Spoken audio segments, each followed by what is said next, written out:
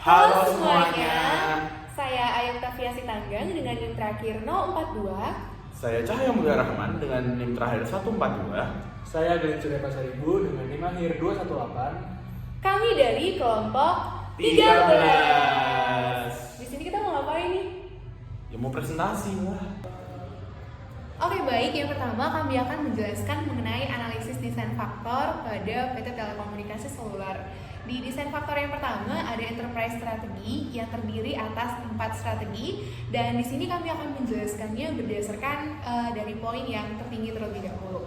Untuk yang pertama, kami memberikan poin 5 pada client service atau stability. Kenapa? Karena industri telekomunikasi seringkali memiliki persaingan yang ketat sehingga retensi serta kestabilan pelayanan ini menjadi sangat penting.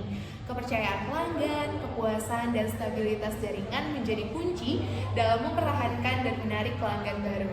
Karenanya kami memberikan poin 5 untuk client service atau stability ini. Strategi berikutnya adalah inovasi atau diferensiasi.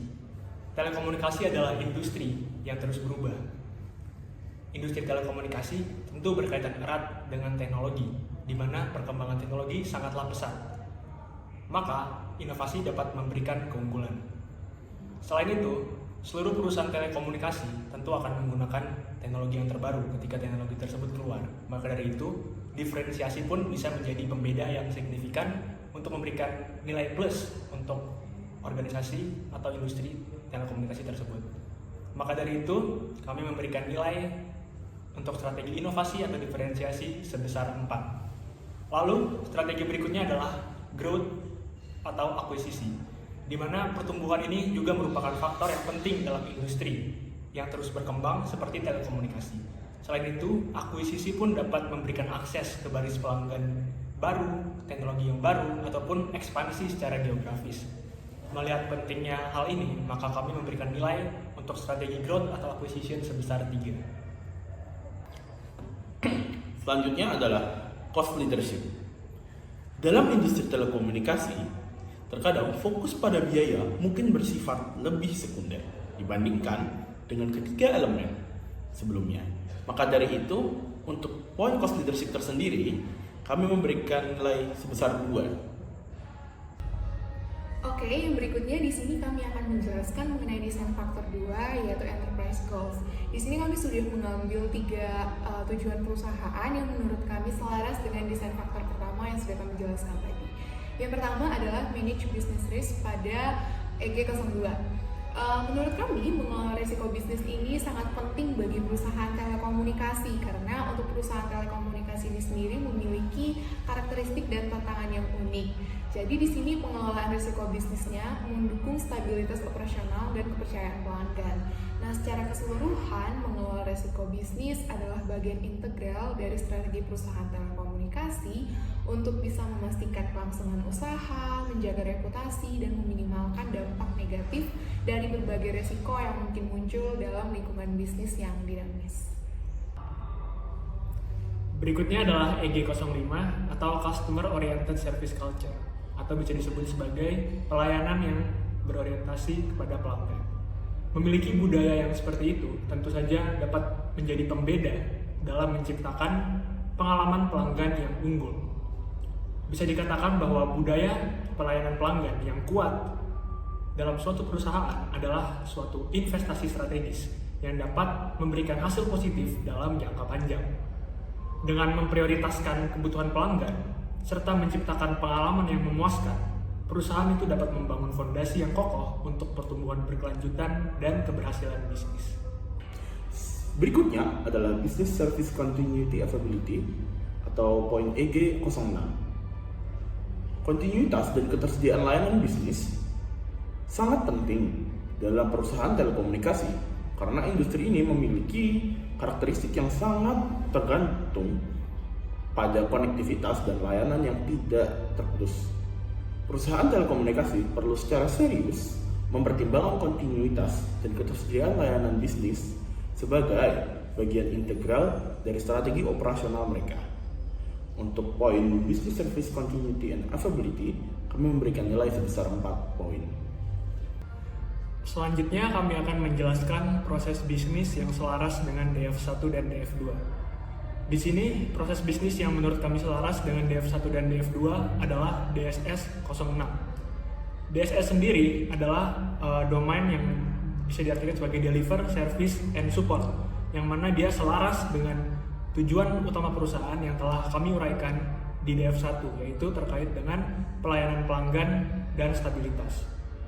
Sedangkan itu DSS 06 sendiri secara spesifik berkaitan dengan pengendalian proses bisnis yang dikelola. Nilai DSS 06 ini seringkali tinggi dalam perusahaan telekomunikasi, sehingga ini menunjukkan seberapa pentingnya proses bisnis DSS 06 ini bagi perusahaan telekomunikasi. Oke, di sini saya akan menjelaskan mengenai beberapa alasan kenapa sih manage business process control ini dapat dinilai tinggi dalam perusahaan telekomunikasi. Nah, yang pertama, tentunya kita tahu bahwa di perusahaan telekomunikasi ini banyak data sensitif dan juga mereka menyediakan layanan penting gitu. Nah, di sini manajemen kendali proses bisnis ini membantu mengidentifikasi, mengukur, dan mengelola risiko yang terkait dengan operasional dan keamanan. Selain itu, alasan kedua adalah melalui manajemen kendali, proses bisnis ini mendukung inovasi dan pengembangan produk baru dan menciptakan fondasi keberlanjutan bisnis. Nah, melalui proses bisnis yang terkendali ini, sudah pasti perusahaan dapat lebih tangguh dalam menghadapi perubahan pasar dan juga lingkungan bisnis. Oke, maka dari semua hal tersebut, maka kesimpulan yang kami dapat berikan adalah jika dikaitkan dengan DF1, alasan pertama selaras dengan strategi pelayanan pelanggan dan stabilitas. Dan alasan kedua selaras dengan strategi inovasi diferensiasi.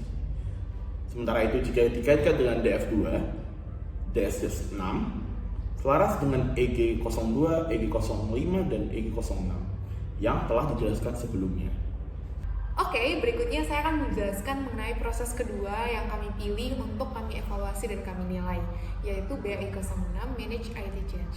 Nah, perusahaan telekomunikasi seperti PT Telekomunikasi Seluler seringkali memiliki nilai di BAI 06 ini yang cukup tinggi karena industri ini kan ditandai oleh perubahan teknologi yang cepat, persaingan yang intens, dan juga disertai oleh tingginya ekspektasi pelanggan. Nah, keseluruhan faktor tersebut akan memaksa nih perusahaan telekomunikasi untuk terus berinovasi atau menciptakan diferensiasi produk untuk bisa tetap bersaing. Nah, ini juga berkaitan dengan hasil penilaian yang kami lakukan di DF1 tadi, yaitu nilai 4 untuk inovasi atau diferensiasi. Di dalam analisis desain faktor yang kami lakukan, diperoleh nilai BAI 06 sebesar 85 pada step 2 summary dan 90 pada step 3 summary. Dalam melakukan asesmen audit, ada beberapa metode yang bisa kita gunakan, seperti wawancara, pemeriksaan dokumen, observasi, ataupun uji teknis. Dalam proses asesmen yang kelompok kami lakukan, kami menggunakan metode observasi dan mengumpulkan informasi yang dapat kami peroleh, baik itu dari berita, entah dari berita yang dimuat di website Telkomsel sendiri ataupun dari sumber-sumber lainnya, serta melalui laporan tahunan yang dipublikasikan oleh perusahaan Telkomsel. Dari hasil asesmen yang kami lakukan, BAI 06 untuk Telkomsel berada di level 3. Level 1 dan level 2 telah terpenuhi, yang berarti bahwa seluruh aktivitas di level 1 dan 2 sudah dilakukan atau dilaksanakan oleh perusahaan Telkomsel. Sedangkan di level 3 menunjukkan nilai 60%, yang berarti largely achieved. Hal ini disebabkan karena ada beberapa aktivitas yang belum dilakukan di level 3, yaitu yang pertama, perusahaan belum menentukan metode penyimpanan yang tepat untuk dokumentasi perubahan dan dokumentasi pengguna dan sistem sebelum dan sesudah perubahan. Lalu yang kedua yang belum dilakukan adalah perusahaan belum mendokumentasikan pada tingkat peninjauan yang sama dengan perubahan yang sebenarnya.